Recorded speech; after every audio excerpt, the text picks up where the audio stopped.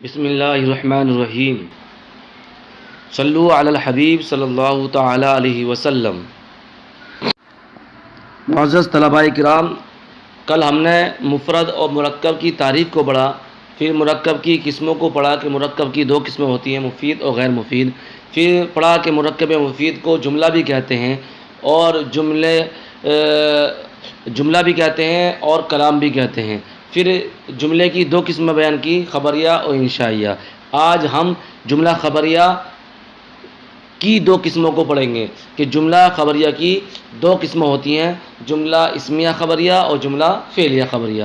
پھر اس کے بعد جملہ انشائیہ ہوگا، پھر جملہ انشائیہ کی کئی قسمیں ہوتی ہیں، اس کو بیان کریں گے انشاءاللہ تعالی۔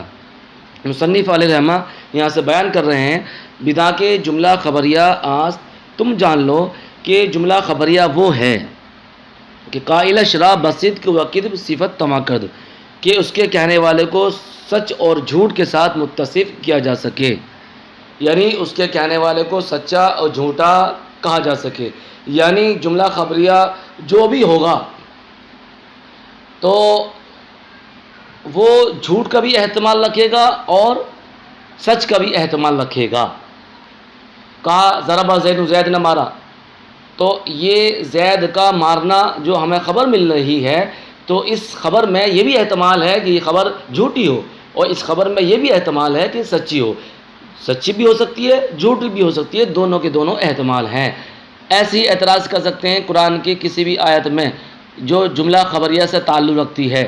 کوئی کہے کہ اللہ احد، اللہ ایک ہے، یہ جملہ خبریہ ہے، اور آپ نے کہا کہ جملہ خبریہ وہ ہوتی ہے کہ جو سچ اور جھوٹ کا احتمال رکھتی ہے، تو اب اللہ احد یہ جملہ خبریہ ہے تو یہ بھی سچ اور جھوٹ کا احتمال رکھے گی، تو قرآن میں جھوٹ کا احتمال نہیں ہے، سچ ہی سچ ہے۔ حالانکہ جملہ خبریہ کہتے ہیں کہ جو سچ اور جھوٹ کا احتمال رکھے، تو اس کا کیا جواب دیا جائے گا؟ تو اس کا جواب یہ دیا جائے گا کہ صاحب جملہ خبریہ کی دو قسمیں ہوتی ہیں، جملہ خبریہ صادقہ اور جملہ خبریہ کاذبہ۔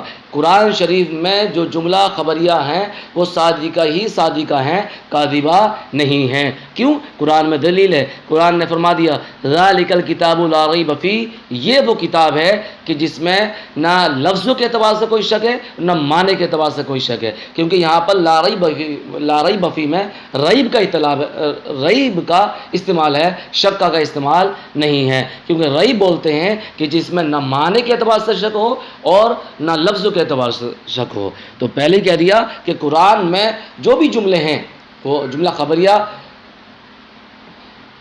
جو بھی جملے ہیں وہ تمام کے تمام جملے جملہ خبریہ صادقہ ہیں، کاذبہ نہیں ہیں۔ دلیل کیا؟ ذالک الکتاب لا ریب فیہ۔ آگے بیان کر رہے ہیں وہ عام بردون واسط، اور وہ دو قسموں پر ہے۔ اول آ کے جزو اولش اسم باشد، اول یہ ہے کہ اس کا پہلا جز اسم ہو، وہ آرا جملہ اسمیہ گویند، اور اس کو جملہ اسمیہ کہتے ہیں۔ چوں زید عالم، جیسے زید عالم، زید جاننے والا ہے، زید عالم ہے۔ اب زید عالم دو کلمے ہیں اور دونوں کے دونوں کیا اسم ہیں، تو زید بھی اسم ہے اور عالم بھی اسم ہے۔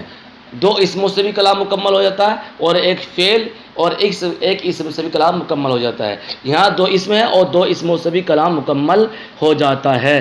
یہاں دو اسم ہیں اور یہ مبتدا خبر ہیں، یعنی زید مبتدا بنے گا اور عالم خبر بنے گا، اور مبتدا خبر سے مل کر جملہ اسمیہ خبریہ ہوگا، جیسے کہ آپ فیض الادب میں پڑھتے ہیں۔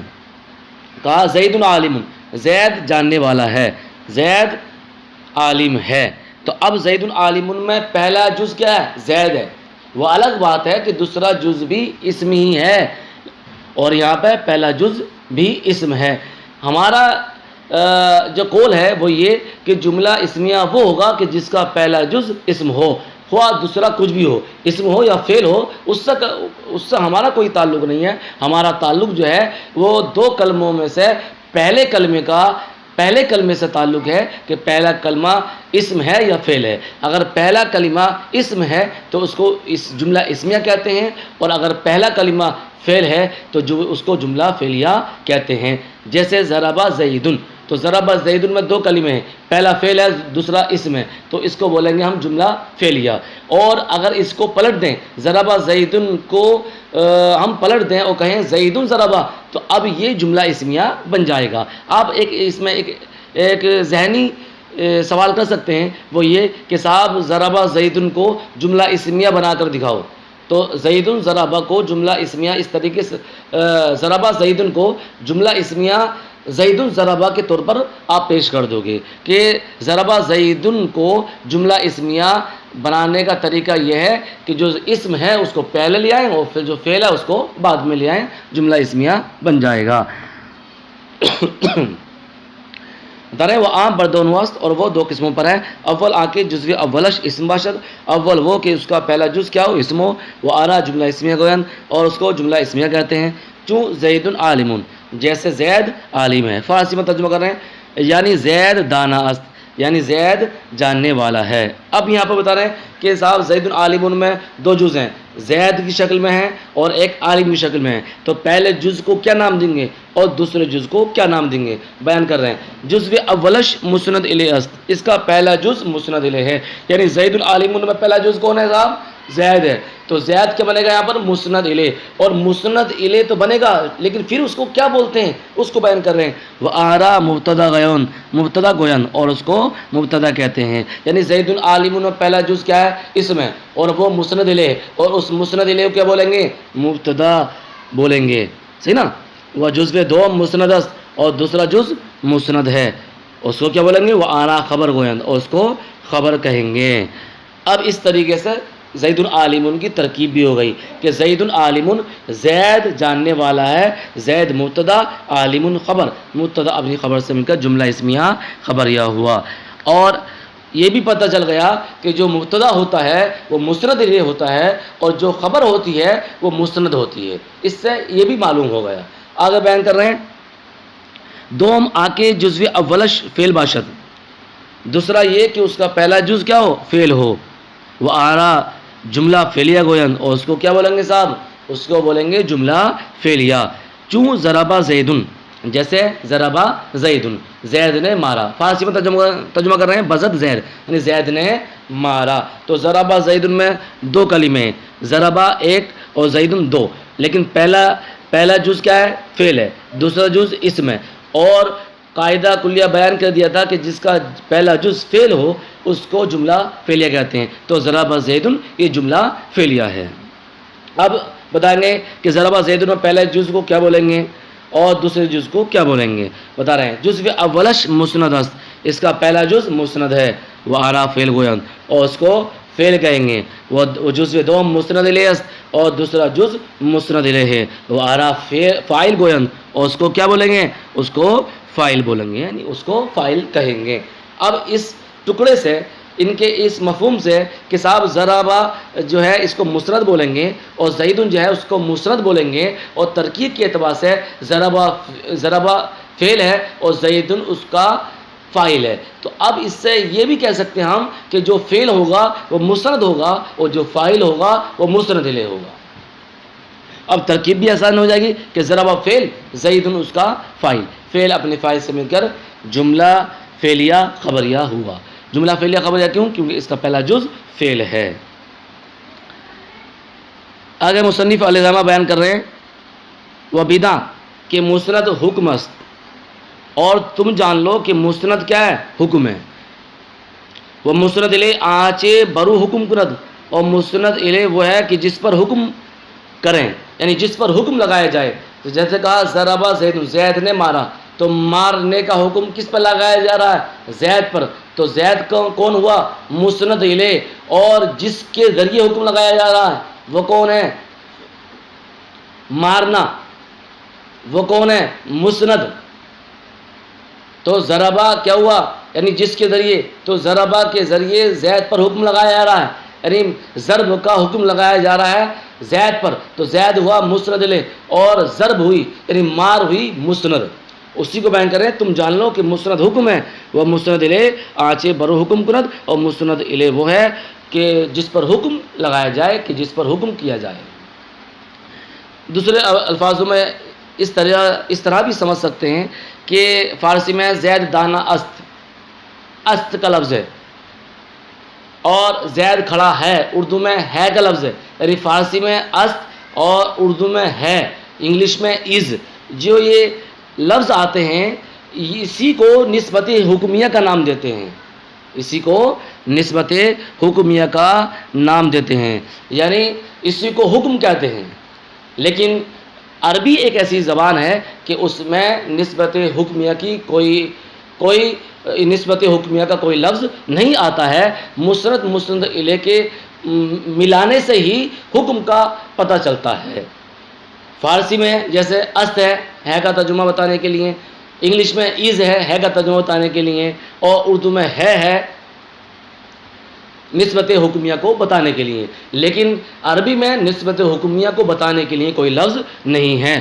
بس ہمیں جو سمجھنا پڑے گا وہ مسند الیہ کے ملانے سے پتہ چلے گا کہ ان دونوں کے درمیان حکم بھی ہے۔ وہ اس مسند و مسند الیہ توانت بود، اور اس مسند الیہ دونوں ہو سکتا ہے، یعنی اس مسند الیہ دونوں ہوگا۔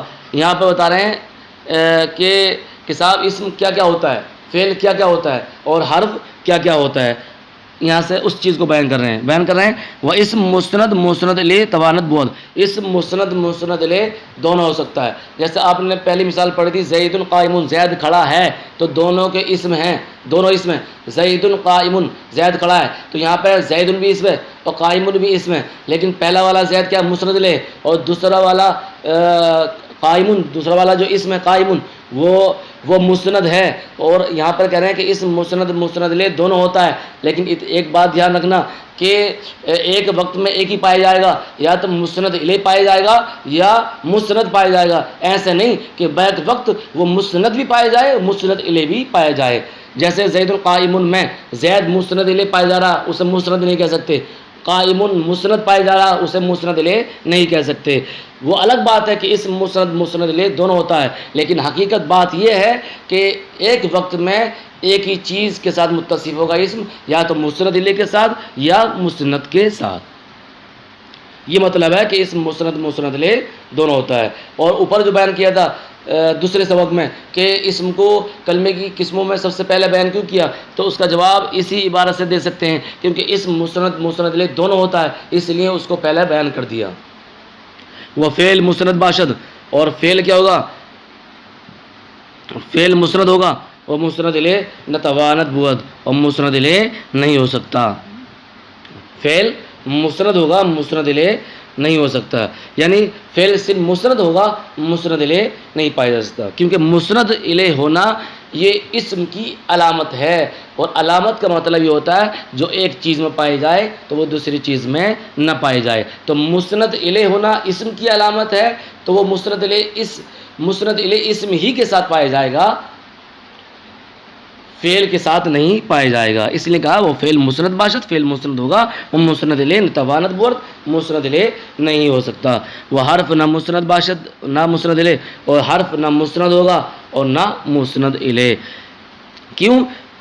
کیونکہ یہ اپنا معنی دینے میں دوسرے کا محتاج ہوتا ہے،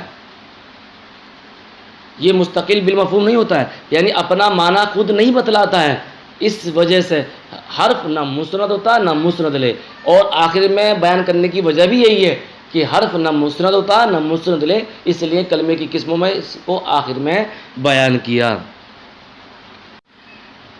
کل انشاءاللہ ہم جملہ انشائیہ کی اقسام کو پڑھیں گے اور اسی تعریف پڑھیں گے۔ صدق اللہ العظیم واللہ اعلم بالصواب۔ طلباء کرام سے گزارش ہے، پڑھنے والوں سے گزارش ہے کہ اگر کوئی اعتراض ہو، کوئی بات معلوم کرنا ہو تو اسے ہمارے کمنٹس باکس میں لکھ سکتے ہیں، اور ہم انشاءاللہ اس کا جواب دینے کی کوشش کریں گے۔ واللہ اعلم بالصواب۔